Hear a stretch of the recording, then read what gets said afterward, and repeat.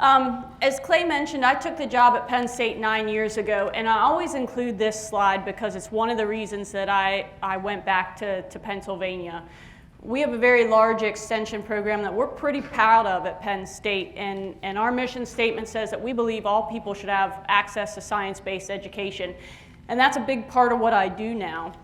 And one of the reasons that I love that job is because in my role with Penn State Extension, I've been able to pursue some pretty applied topics. And so this is not the real science exchange where we dig deeper. This is how we're going to apply and how we're going to get industries to talk to each other and how we're going to apply some of the scientific principles that we take away from our research to solve some real world issues.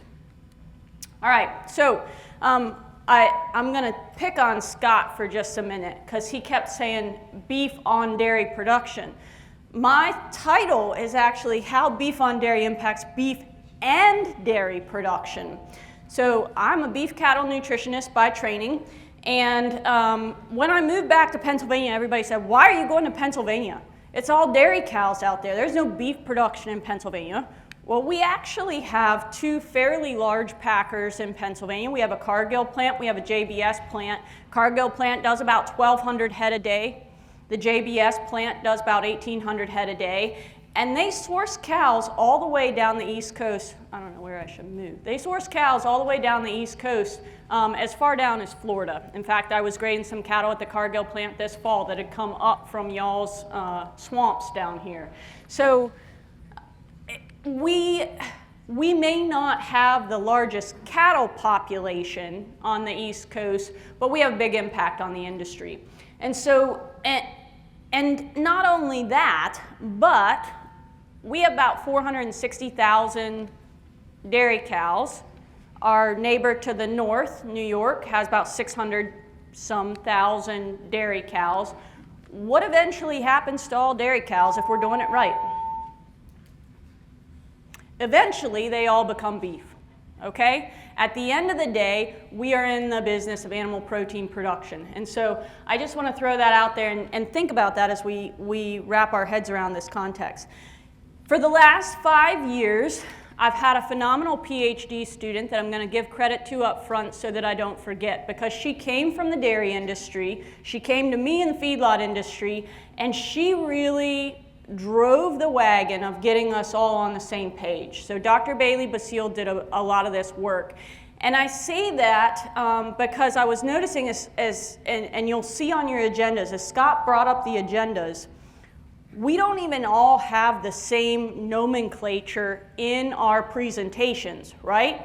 We have beef on dairy, no hyphens. We have beef on dairy with hyphens. We have beef X dairy. We can't even decide as an industry what we should be calling ourselves, right? And so I want to credit Balchem and Dr. Santos for allowing Balchem to bring us all together today to talk about these issues that are facing our entire cattle industry so that we can all get on the same page.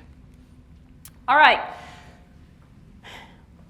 When we first started down this wagon, down this train of beef on dairy production, a lot of it was really driven by the dairy industry initially. The beef industry sort of took it as it came along, and we'll talk about that later. But the driver was really the dairy industry, and the driver from the dairy industry was this quest for genetic progress that began way back in the day with sexed semen going into the dairy farms to produce those genetically superior animals.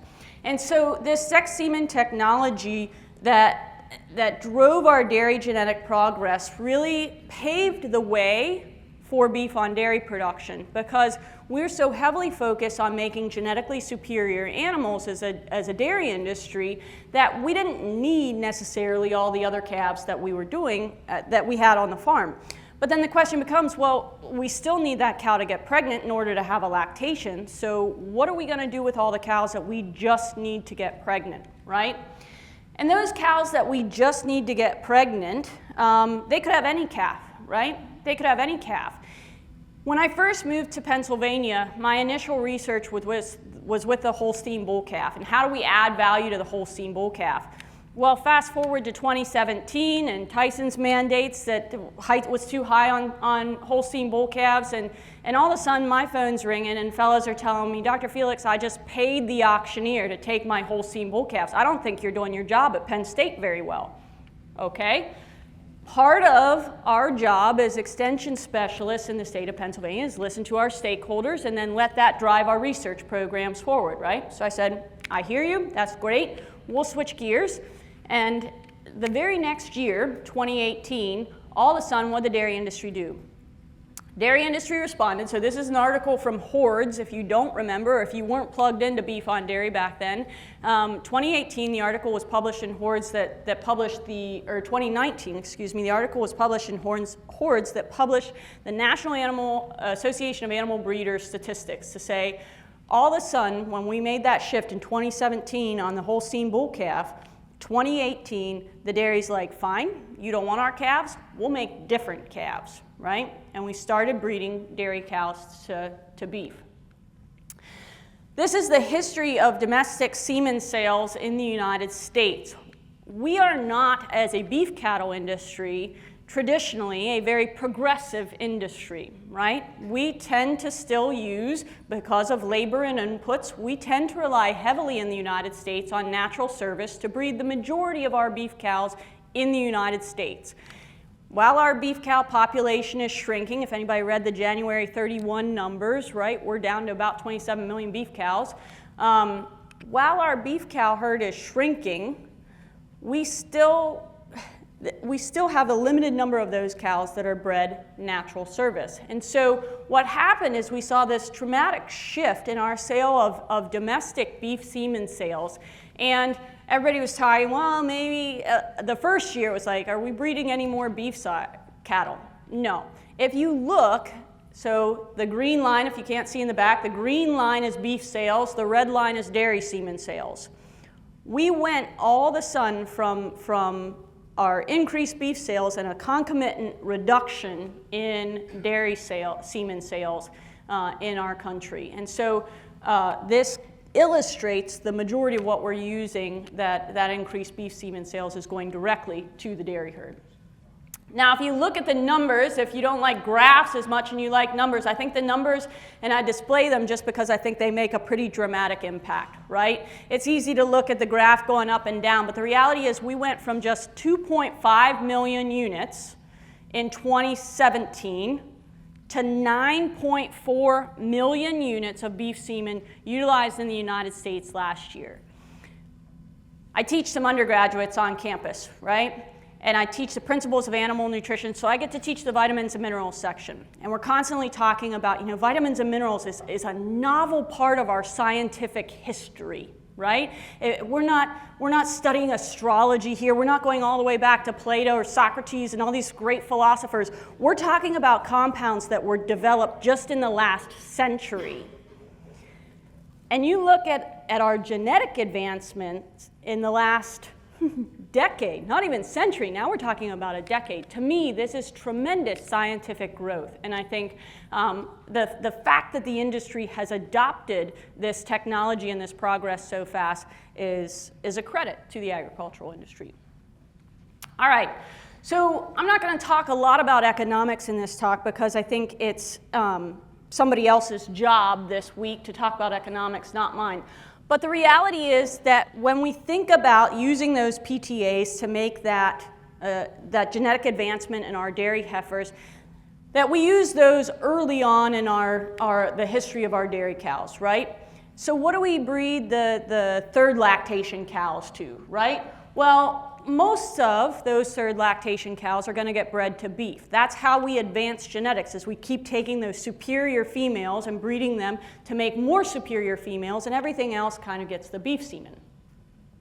But the genetic priorities that exist to the dairy farm initially, and I just found out today, maybe still, were were not necessarily priorities that aligned with what the beef industry needed. Now, the beef industry was paying a premium for black hides, and we do that because of certain pricing schemes that we use on the beef side. Namely, certified Angus beef has become the largest recognized brand from the beef cattle side, and so there's a premium for that black hide from that market. And so initially, black hide color was important, but the real drivers of what's selling semen, beef semen to the dairy farms are conception, so fertility, and calving ease, all right? That was the emphasis and that was the focus. So what that meant is that initially we had a lot of Angus sire selection going on. These are the National Association of Animal Breeds domestic semen sales split out by breed, okay? So the bar on top is Angus, and there's not really a close front runner. Initially, we saw some growth in limousine sales, and part of that was driven because historically, when we think about beef on dairy and not just beef on Holstein, historically the Jersey bull calf has always been devalued. Okay? So early in the 2000s, the Wolf Cattle Company did a really great job with their Jersey herd of saying, we need to make some advancements on the Jersey side, and they started using some limousine semen. So initially in the evolution of beef on, this next evolution of beef on dairy, I'll call it, thought, okay, limousine worked for the Jerseys, let's try it on Holsteins. You'll see it kind of tapers off a little bit after a while. It didn't work quite as well as we thought it would be. All this to say, Angus became a really clear front runner for beef on dairy breeding schemes. The moral of this story from the dairy side is that the reality is it doesn't matter from the dairy side what sire we put into that calf. What really matters is that we do something that doesn't screw up milk production, right? Because at the end of the day, the dairy cattle producer is still a dairy cattle producer. They still have to make milk, right? So what do we have that's not going to screw up milk? So Dr. Bazile's first chapter of her dissertation was about just that. I told you she came from the dairy cow side. I had written a grant for her to do this research on the feedlot side, and she's like, I'm going to write my own grant. It's going to be better than your grant, because that's what we train graduate students, right? We train them to be better than we are.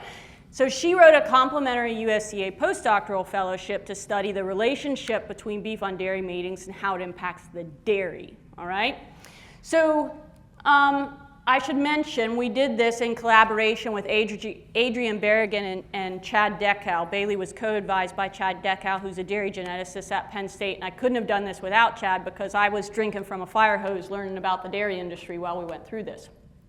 But what she did was she went around the United States to a lot of large farms, and I credit the dairy industry for this. Y'all are, those of you that are in the dairy industry, y'all are data collectors, right? Data hoarders, I would go so far as to say.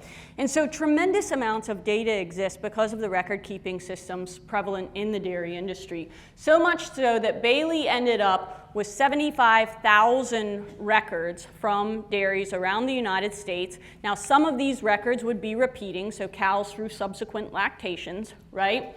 But about, I gotta see if she has it on here, about, it's roughly 7,000 of those were records from beef on dairy mating specifically, with just over 2,000 sires included. And what Bailey wanted to find out was, how does our sire selection for that Holstein dam impact those traits that might be economically relevant to the dairy? Okay, so how does it impact gestation length? Does it impact stillbirths on the dairy? Does it impact subsequent health events that may occur postpartum?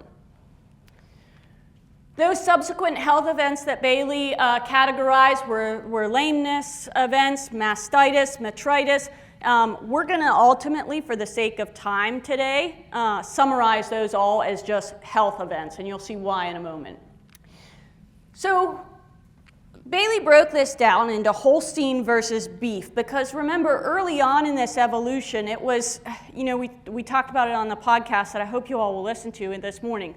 Early on in the evolution of beef on dairy, it was like, well, what sire do we use? And we literally just kind of threw the semen tank at the dairy herd, because the reality was the beef industry didn't have enough semen to meet the dairy demand fast enough, right? And so it was whatever we had available, we're going to throw. And so initially, Bailey said, I'm going to separate these data. I'm going to talk about Holstein sires and beef sires as a category. And so when she did that, and she said, does beef sire alter gestation length? The answer was yes. If we use a beef sire in a Holstein dam, we have 2 additional days dry, right? So 2 additional days of gestation is another way to think of that. But then, because she had the records, and I said, you know, our other work, we were really focused on breed on the feedlot side. She said, split that out by breed. Let's see those effects by breed. And so she did that, and Holstein sires in our front runner here at 276 days, followed by Charolais, Angus, crossbred beef semen, so that may be a mix, Simmental, which would include Sim Angus, because when you look at the NAAB codes, Sim Angus and Simmental are not different. And then last but not least, Wagyu, okay? Those calves that were sired by Wagyu sires to a Holstein dam had an additional 8 days gestation length compared to those calves that were sired by a Holstein sire, okay? Well, this has huge ramifications for the dairy industry, right? What are you going to do? Is that cow going to stay dry for an additional 8 days? Am I going to lose then that 305-day milk production that I'm so keen on? How am I going to manage that cow if she's carrying a Wagyu calf that might stay in her an additional 8 days, right? We have to think about these issues from a management decision.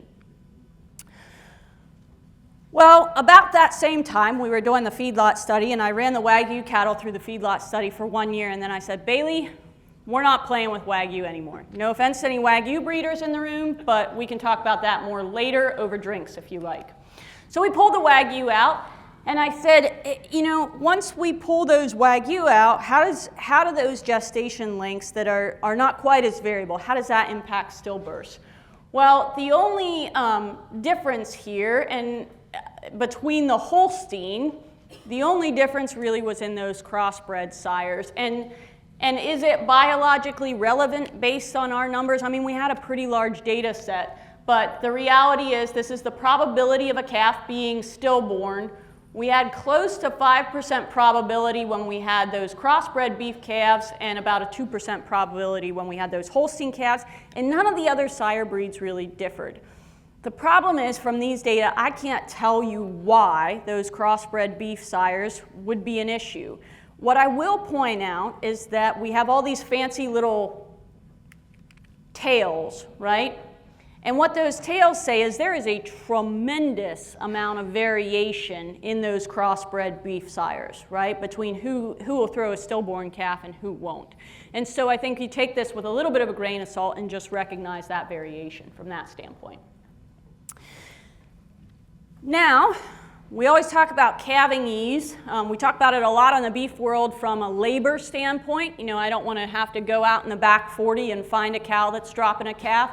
Well, from a dairy standpoint, we know that a difficult calving can impact that subsequent lactation, and that those calves that have dystocia, or those cows that have dystocia, might produce less milk later on in their lactations. And so we analyzed the entire records that Bailey had collected and said, is there a difference in the amount of dystocia? And there wasn't, in fact, very, very close. And I want to point out this mean score estimate of a 1, because when we think about a calving ease score, and this goes back to speaking the same language, right? When we think about a difficult calving, in the beef world, we use a 3 to signify a difficult calving because we probably had to assist in some way, right? Anyway, if we have to lay a hand on that calf in the beef world, that is a difficult calving, and we don't want that. Because remember, it's labor, and most of those cows are out far away from the farm. In the dairy world, if we've got to put some chains on that calf, that's not that big of a deal. If we have to really yank and pull, then it becomes a bigger deal. And so a 4 in the dairy world is a difficult calving. All that to say, when we're making selections on bull criteria, and the dairy industry is pushing, saying, I want bulls with calving ease, right? I want beef sires that are calving ease sires. that definition of calving ease differs in the beef world versus the dairy world. And many of our bulls in the beef world would characterize as calving ease sires when compared to the dairy industries, right? And so I just want to point that out and keep that in mind as we go throughout. Now, this maybe was a spoiler alert because I told you dystocia maybe caused some subsequent issues. We didn't have any issues in any of the 75,000 records that Bailey analyzed. There was no impact of sire on lameness, other health events, metabolic events, mastitis events, reproductive events, so on and so forth. And so because of this, or I guess I should say in addition to this, there was no change in milk production or components from those dairy cows that sired a beef progeny calf versus a dairy progeny calf, all right? So all that to say that beef on dairy matings do not seem to negatively impact the dairy herd, okay? There has been subsequent work on this, not just Penn State's work, but work from around the country that would agree, and work from outside of this country that would agree most of our beef matings seem to be safe for the dairy animal. So, that's the dairy side. Remember, my title is not on, and, okay? What about the beef side? We really need to focus on this beef on dairy question as a production segment almost unto itself, right? Dr. Johnson and I were chatting earlier this morning about the challenges with grant funds, right? And getting the grant funders to recognize that even though beef on dairy production now represents about 20% of the fed cattle beef production in the United States, we can't seem to get the grant funders to think this is a big deal. And I chuckle to myself a little bit about that because when you look at other industries, right, even if you look at, take just the beef world and you look at just beef marketing, if we can make a 1 to a 2% difference, that's real money that we're talking about. Now we're talking about 20% of our industry in the USDA and its infinite wisdom. If there's anybody who works for please still give me a grant. But they're saying, no, that's not important enough. That's not a broad enough topic, right? And I think that's a challenge moving forward that we need to address because the reality is 20% of our industry is a big deal. Obviously, that's why we're all here today. So we have to follow this production throughout all segments of the industry. So what are we looking for on the beef side? Well, there are several things that drive economic value, and I left off the cost of the calf, right? Because I don't want to talk about that right now. I have to buy these things. Really the drivers that have always, the constant drivers for the feedlot industry is can we improve feed efficiency of animals, right? The feed efficiency is defined in the beef cattle world as how many pounds of feed does it take to put on a pound of gain, okay? A little different than the conversation we have on the dairy side about pounds of feed per pound of milk, right? How many pounds of feed does it take to put on a pound of gain?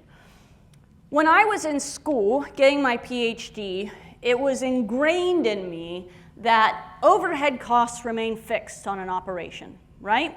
And so if we can dilute those overhead costs over more critters, we have an opportunity for profit potential.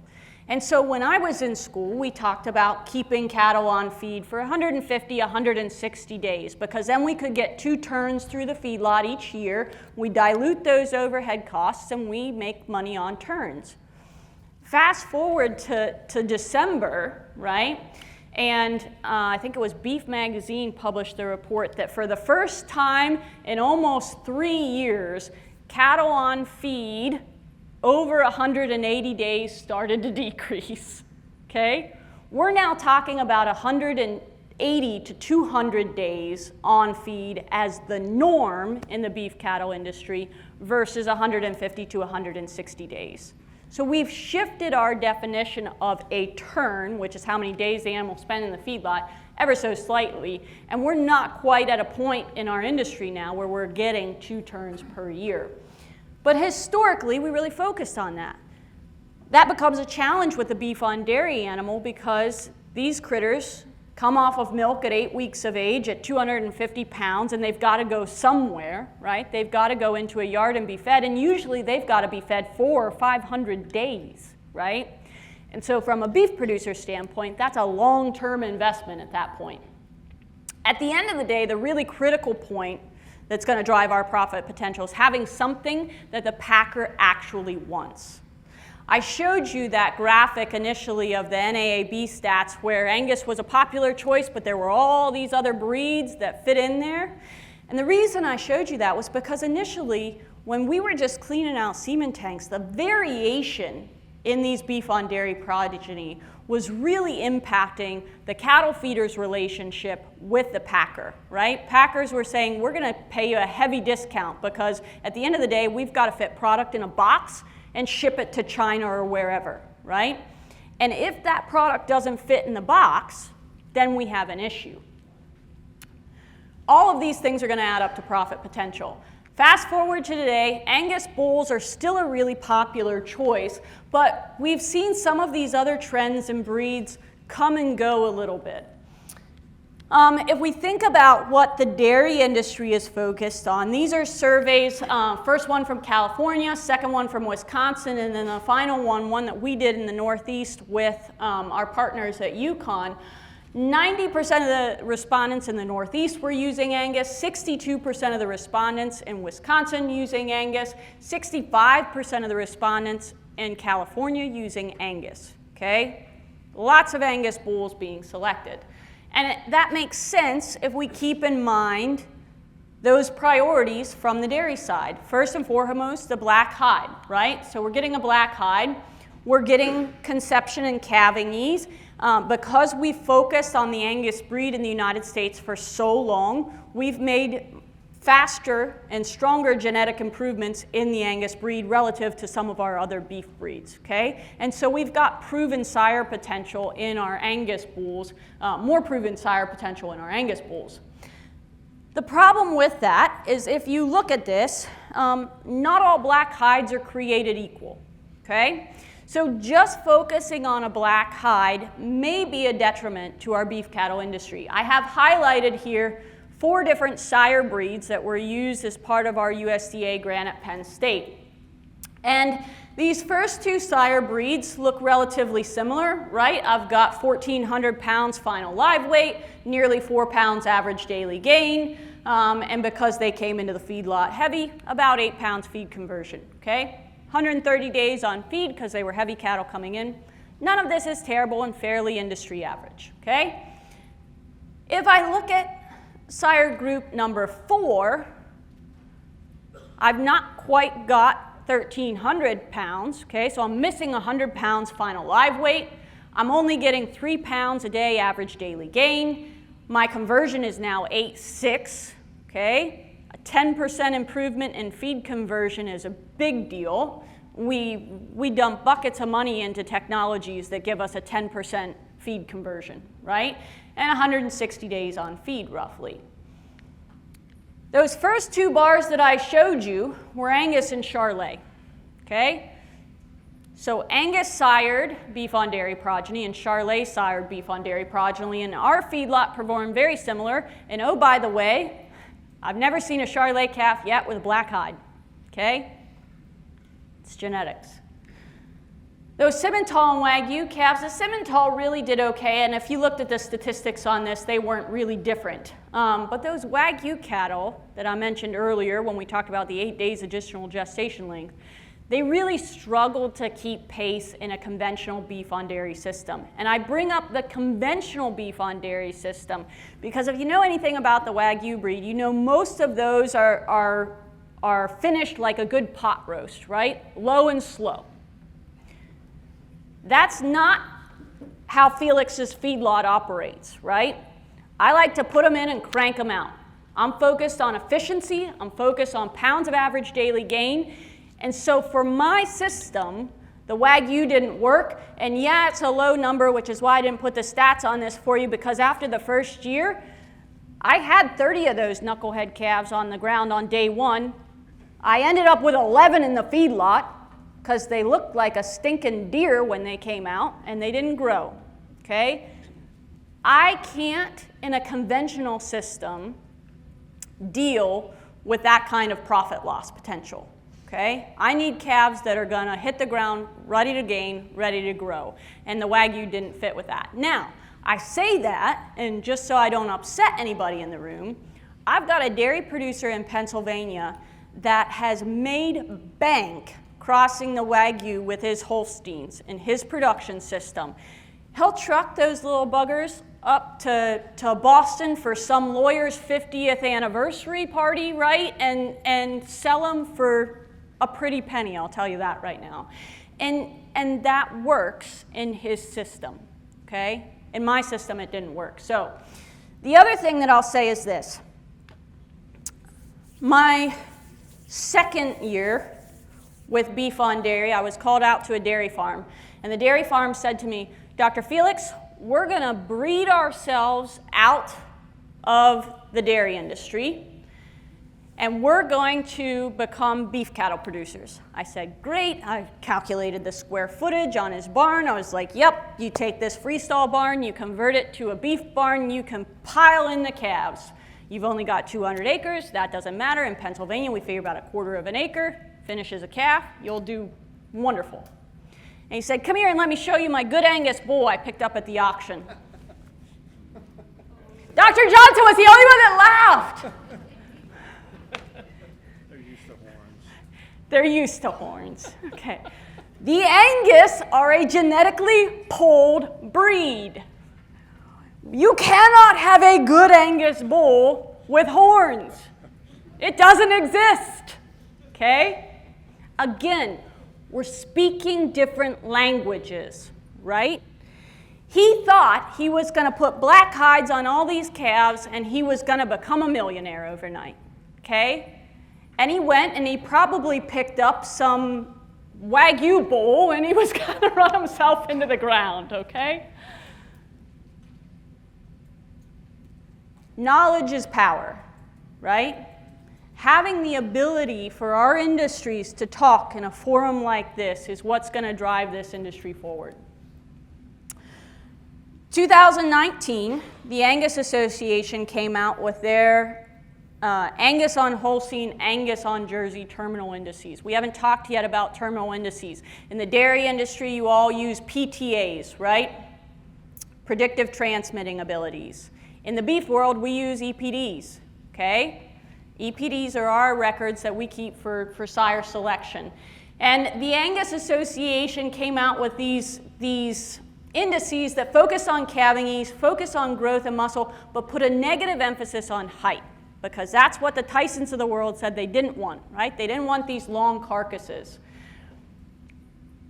Fast forward, pretty much every genetics program now has their recommendation for beef on dairy sires, okay? So much so that last year the National Association of Animal Breeders came up with a new category for domestic semen sales. They call it heterospermic beef. Did everybody see this? Did anybody see this? Okay, this is kind of a big deal, right? We added a category to our domestic semen sales. Why did we add a category? Well, the dairy industry was buying semen faster than beef bulls could produce it, right? I learned when I started on this path, what I didn't know, because the bull's job is to go out and breed the cows. Dairy bulls have better libido than beef bulls. They produce more semen per ejaculate than beef bulls. And their semen's more fertile. And so you have to put a lot of beef semen into a straw relative to dairy semen in order to make it work, right? So what did the genetics companies do? They started generating their own bull lines so they could crank them out faster, okay? Are these all Angus? No. They're heavily Angus influenced. Most of them are black-hided bulls, but a lot of these are those crossbred bulls that we talked about earlier. These heterospermic beef sales are labeled as such not because of their crossbreeding, not because of anything fancy, but because of the fact that we put sometimes 3, sometimes more, just depends on the dish. We mix semen from multiple sires and we put it in one straw. So we don't really know what these bulls are, all right, other than most of them are generated by the genetics companies. But they now represent 1.5 million of the straws sold in the United States last year, okay? Even if only a third of those become progeny, we've now got 500,000 heterospermic, I don't know what we're going to call it, heterospermic beef on dairy calves running around, right?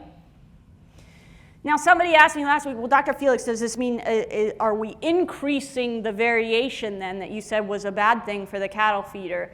Again, not necessarily, I don't think, because the genetics companies are really focusing on carrying these progeny out from single sire lines, right? But I do think this is something that we have to continue thinking about, is who's in the driver's seat? Who's making the decisions, right? It's not the dairy.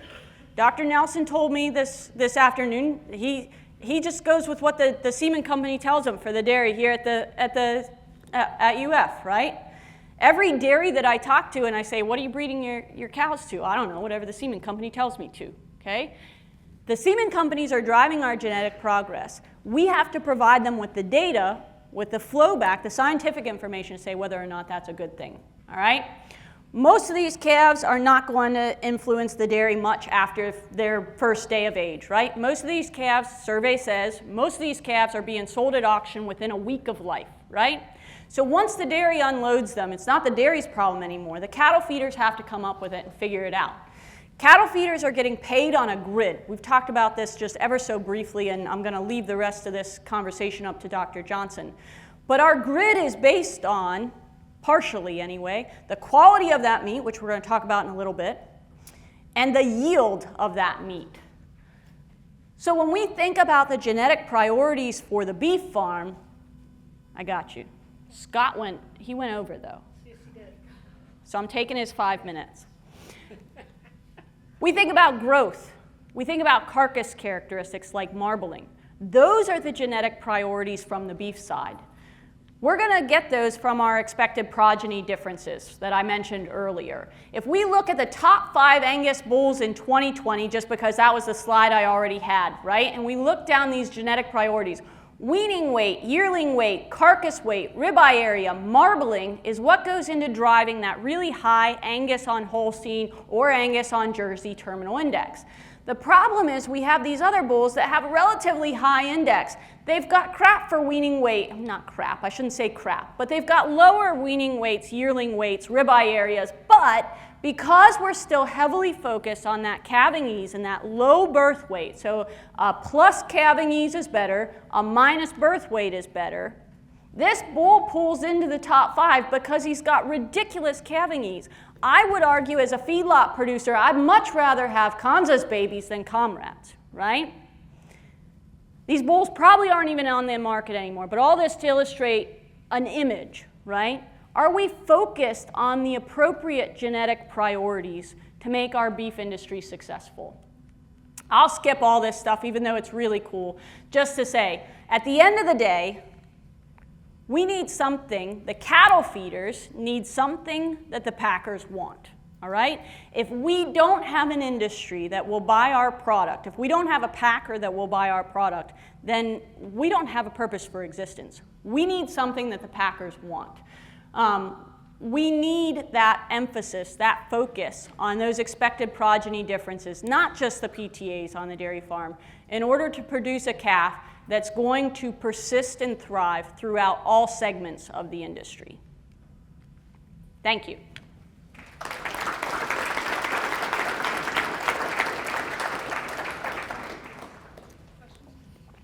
Questions? Yes, sir. Yes. I'm not familiar with this very much from the Netherlands. Found it quite interesting.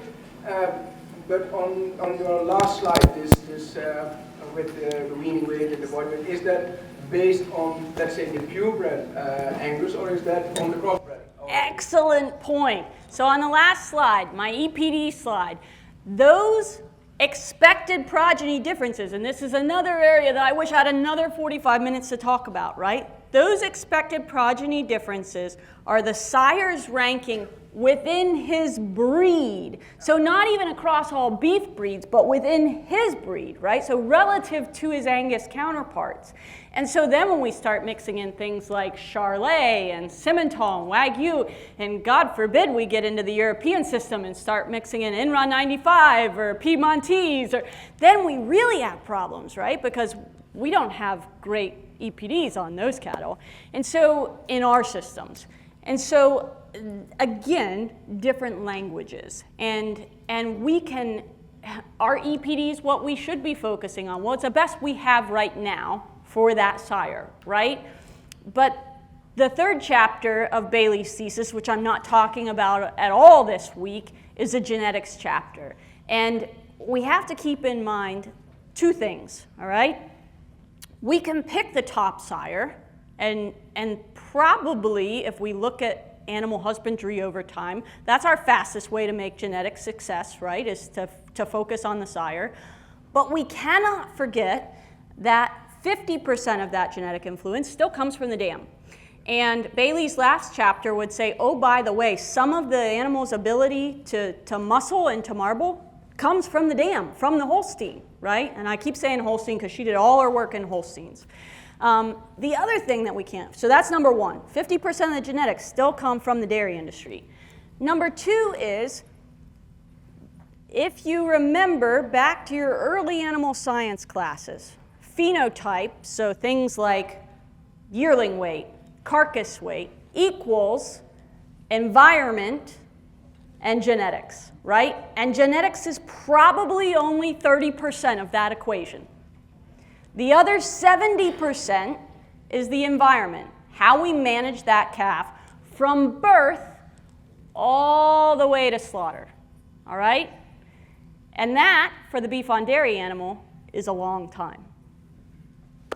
And if we go back even farther, probably in utero matters too. Great question, thank you. So you're kind of alluding to there's a tremendous opportunity here in the beef on dairy for that data collection all the way through the system. Whereas in the traditional beef, we have a pretty fragmented system. Very fragmented. Who's doing work in that space, and where's that kind of decision making ultimately going to come from? Well, we talked about this ad nauseum this morning as a group. There's this break point, right, where the calf leaves the wet ranch at approximately 200, 250 pounds, and where we need them, where our data pick up on the feedlot side at around 600, 700, 800 pounds. And from that 200 to that 800 pounds, it's like black box, right? Black box. I think we're starting to generate data in that space. And I think that'll be probably the next 5 years. You'll see a flurry of papers come out in that space. But that is a tremendous need right now from an industry standpoint. We're talking about just nutrient requirements, right? The dairy nasum drops off with those young heifers, and then the beef nasum doesn't pick up. And in between, there's nothing really driving our decision making on nutrient requirements there from where the dairy nasum drops off and where the beef nasum picks up. So we don't even know how much protein we should be feeding these little suckers, something as basic as that, let alone really drilling deep on that. So stay tuned. Thank you. Let's thank Dr.